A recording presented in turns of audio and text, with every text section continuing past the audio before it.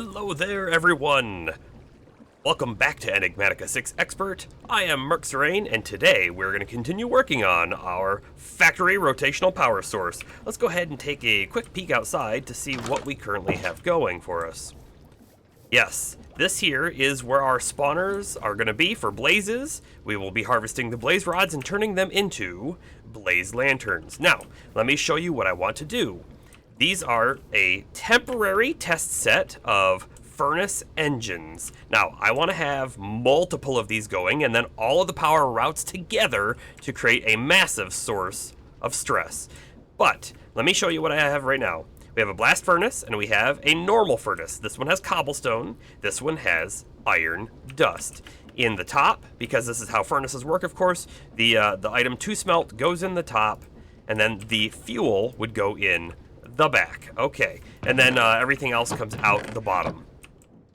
Let's go ahead and put one blaze lantern in each one of these.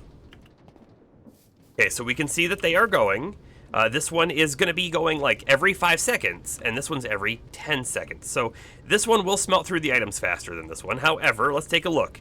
We have 16,300 stress units being produced over here. The blast furnace, on the other hand, has 32,768 stress units. Basically double, right? Okay. So, that leads us to the next thing. Which one should we use? Well, I think very clearly we should use the blast furnace, right? Now, how do we get all of the iron in order to keep smelting it, right? Because we have to have an unlimited amount of iron. Well, there's a little tricky thing here. Let me show you.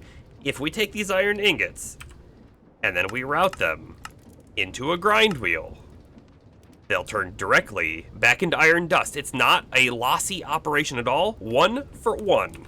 So all we have to do is route the items out of here, run them through a grindstone, and then route them back in the top of the blast furnace. And for however many of these we set up, we just route them in that way. I think it's going to be as simple as that. Now, I'm not entirely sure how many furnaces we could support on the 2 blaze spawners behind us, but we have another problem back there that we're going to probably resolve this episode, however, not immediately. Immediately, we're going to set up all of our furnace engines and get them sort of routed together to supply power to everything else, including, you know, faster power to these belts over here and everything. But this source jar was entirely full, and now it's down to 4%. So essentially what happens is, when we have blazes spawning, they're going to hit the runes, and when they hit the runes, they use up at least 1% of the source jar. Killing a blaze seems to give it back. So we went down to 3, and then we went up to 5. It seems to give it a few percent back, you know, 2, maybe 3. But what's going to happen is then the items drop on the belts, and the items land on the runes, and they take up another charge. So we're using multiple charges that way, but also they do not kill the blazes in one hit. So it's going to absolutely take multiple charges just to kill a single blaze. So unfortunately, this cannot like power itself.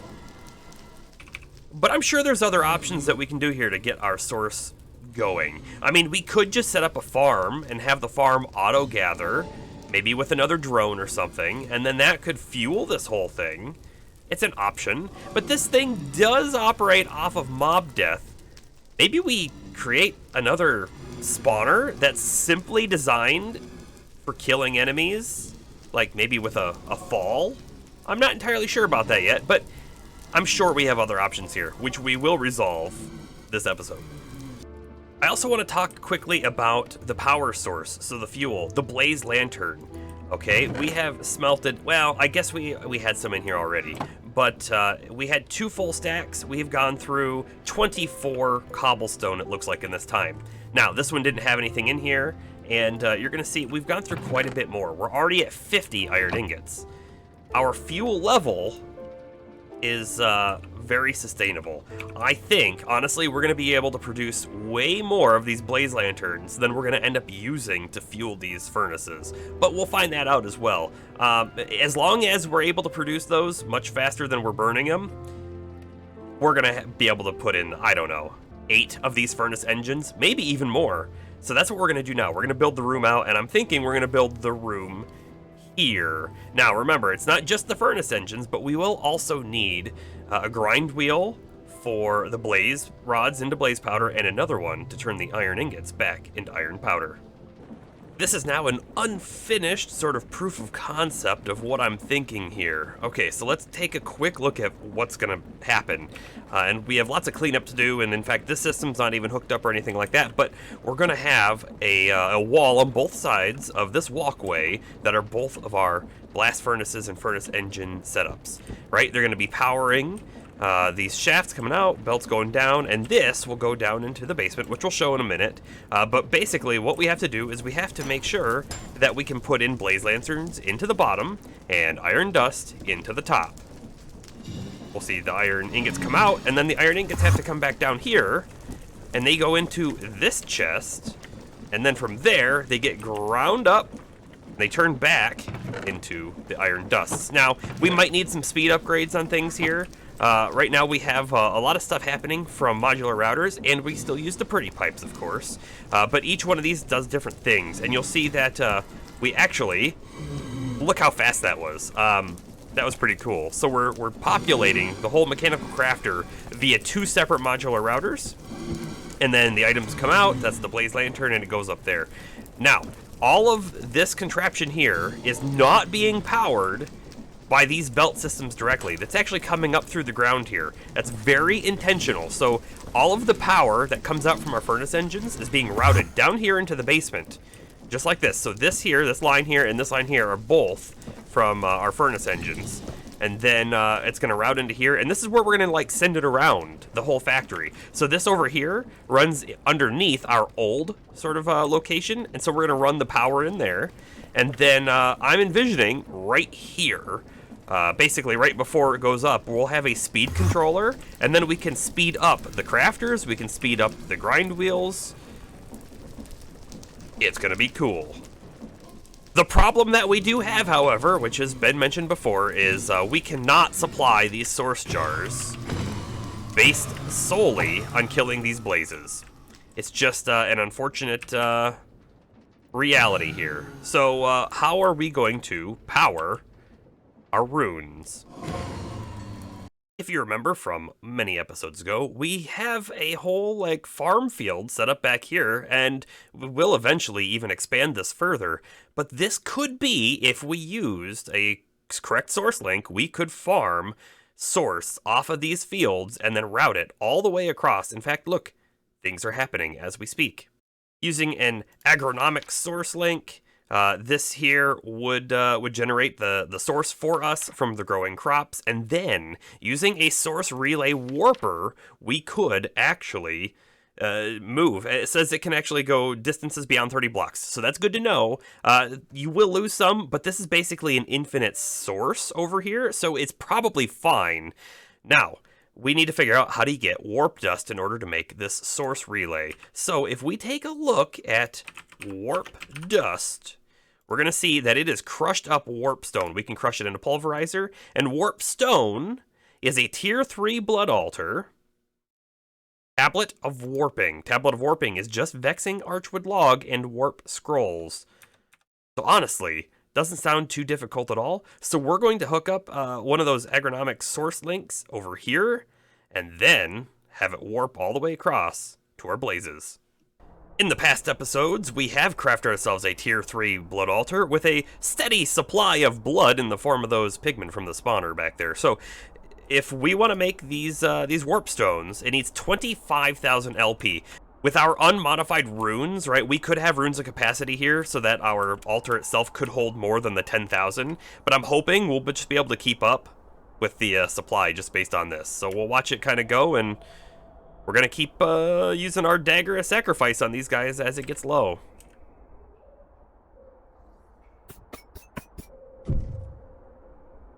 There's our first warp stone, just like that. I'll go ahead and make the next 3 of these off camera. As you probably see behind me, there are now pink swirlies. Let's go take a look at these. We have crafted some things, and we moved our agronomic source link. So this source link was over by our base, but now it's over here. And my view was we were going to use one warper from this jar and one warper from this jar. So this one here would supply our blazes, and this one here would supply our base. And we'll probably still do that, but I do not have the base connection set up yet. However, this warper is now connected. Now, you don't see any particles coming off of this, except for that. That little explosion, I believe, was a sending. That's why this is like totally empty. It keeps sending everything here to the blaze farm. Let's go take a look. Alright, so over here on this side, we have our warper. So you have to send it into a warper. I was initially trying to send from the warper all the way over in the fields to this source jar, and it kept telling me too far away, and that didn't make sense. But it turns out you have to send to another warper, and then that warper can then just deposit right into the source jar. And then above the source jar, we still have our Vitalic source link, because why not harvest some of the killing that we're doing here? And then we have a splitter that's pulling from this source jar, and then just filling up these. They're basically buffer jars, and as you can see, they're not quite full or anything, but I do think that we might have a net positive. We'll have to see. If we're not at a net positive, of course, then we're going to need another system. And that other system could be more plants, but I would just do it closer over here. Or, again, we could try another way of killing mobs like below the farm in order to send the source up. That might be an option. And then another thing, too, is out in the farm fields, they will supposedly generate a lot more source if we use magical flowers, such as source berries or the mage bloom. For now, though, I think the next thing that we need to do is we need to set both of these spawners up so that they can spawn when we're nowhere nearby. That way, we can build up on our materials. Because as we take a look right now, we have 0 blaze rods here. We do have 100 blaze powder. We don't have any blaze lanterns. I mean, there are some things in the system already, right? They're sort of ready to go.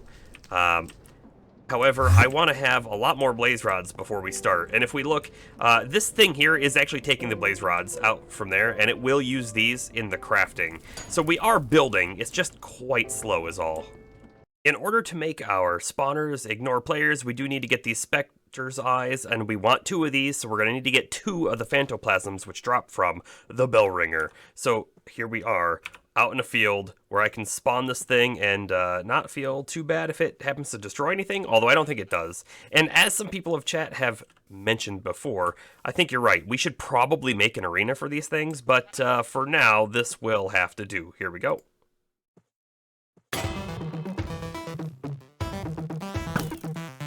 And we really want to kill it with my melee weapon, because my melee weapon happens to have something on it, which I should have shown before the fight, but it has a very low chance. I'll show it now. It has a very low chance, 0.46% chance to explode in a loot pile. Also, we must have got a really good crit, because that guy just got obliterated. Let's do this again.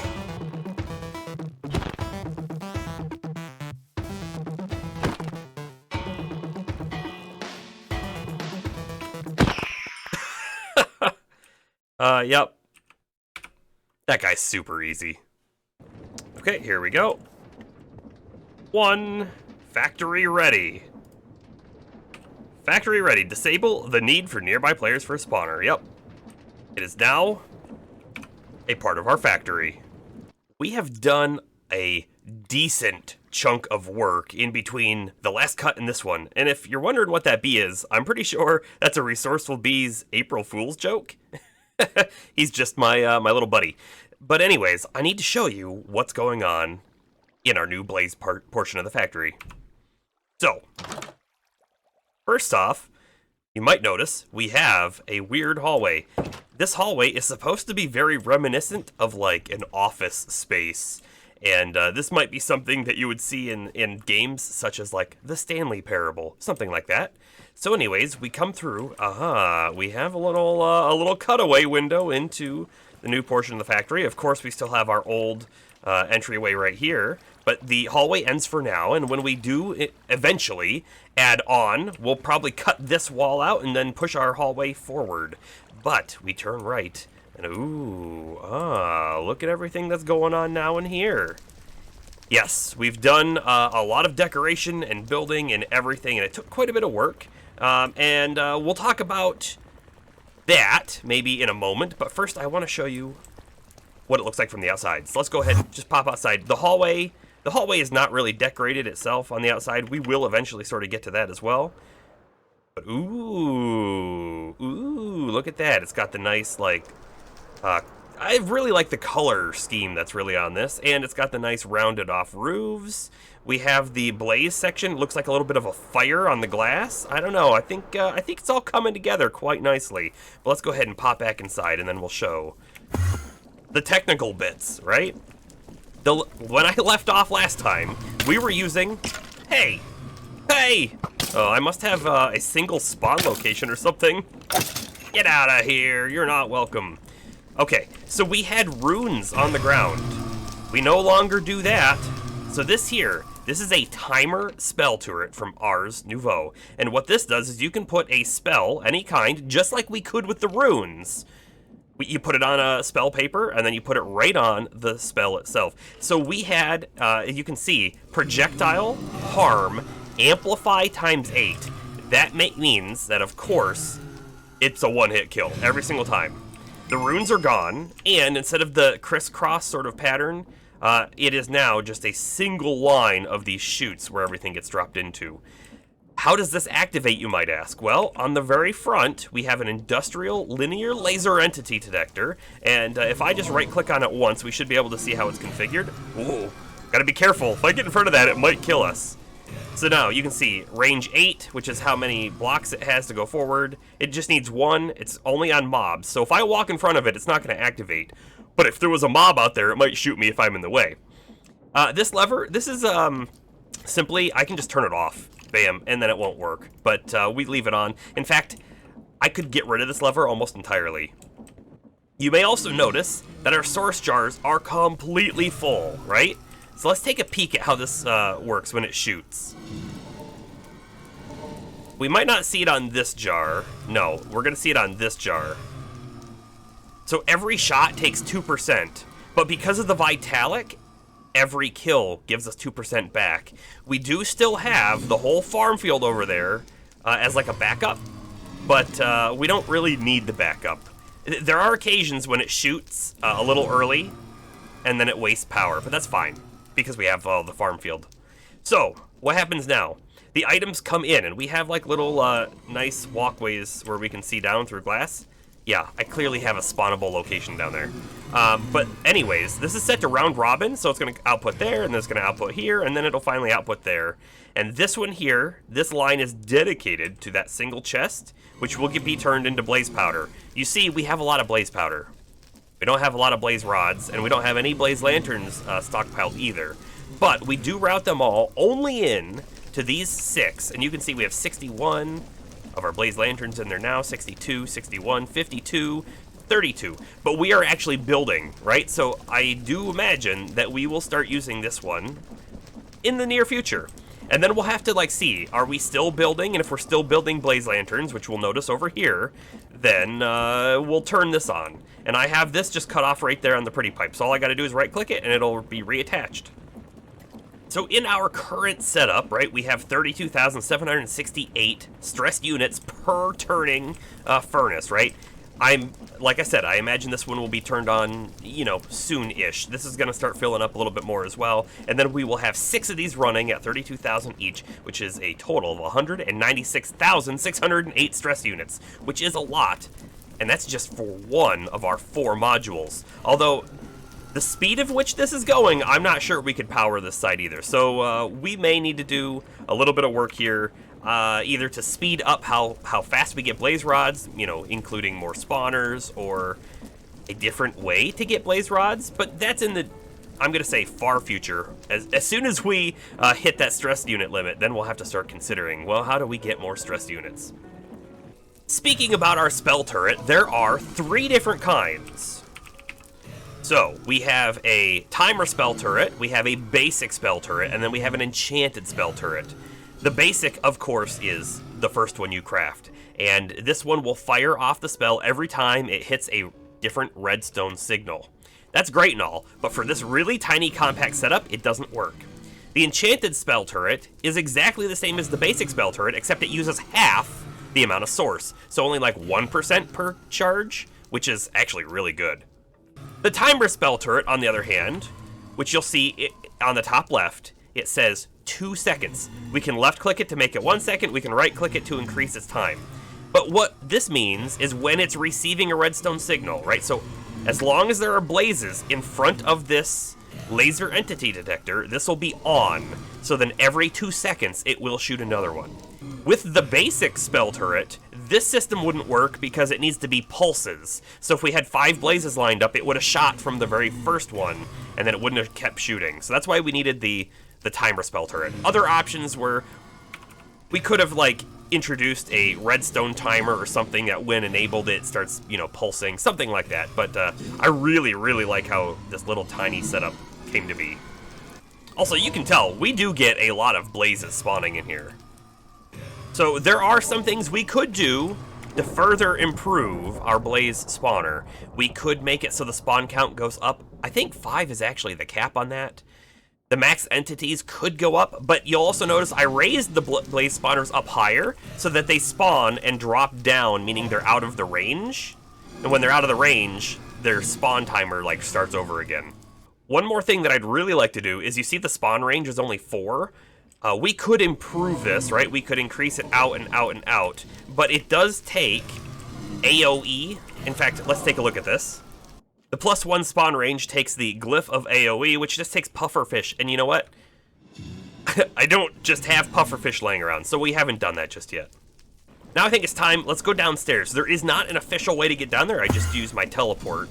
And you can see we've done a little bit of decoration down here as well, but everything is mostly set up the same exact way, right? We have all of the modular routers in the same exact spot as they were.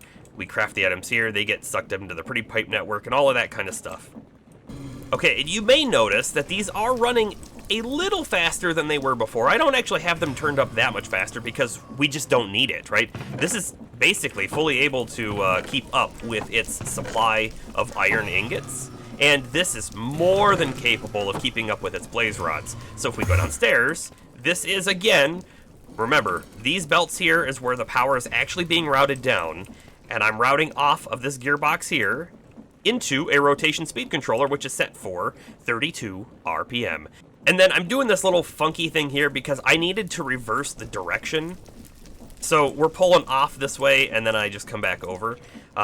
If we had attached the rotation speed controller right here directly to the vertical gearbox, we would be running in the opposite direction, and that would, of course, make these go the wrong direction, and it would also make the belts spin up there in the wrong direction too, because indeed, indeed, let me zap ourselves over here.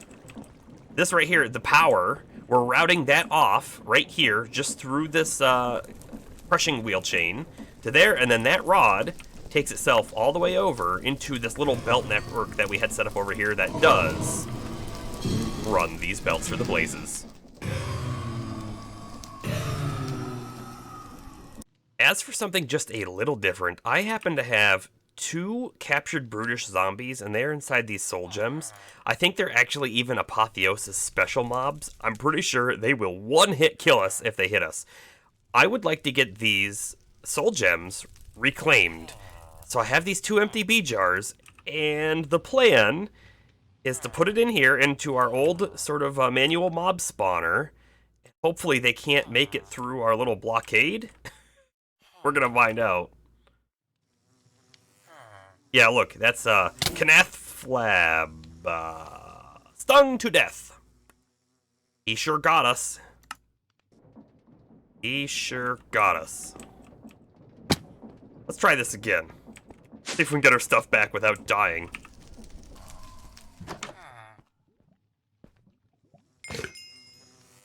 Yes, he is right there. You know, because he's a special apotheosis mob, ow! I don't think we can put them in jars. Well then. When I got back in here, he was dead. And you know what I think happened? I think the thorns that we have on one of these trinkets, yeah, the mirror shard, I bet you he killed himself because of that.